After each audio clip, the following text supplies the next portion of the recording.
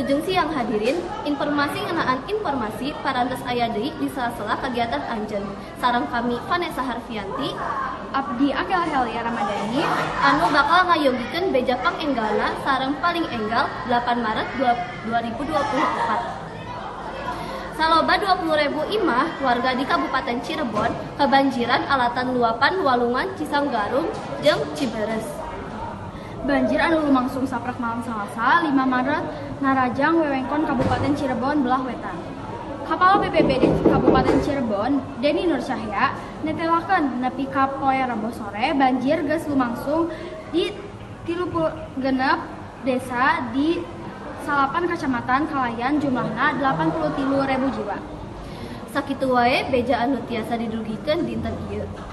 Simkuring Vanessa Harfianti, Sareng Abdi Akil Helia Ramadhani, pambawa acara siang sareng dugi ka isukan. Wilujeng sonten.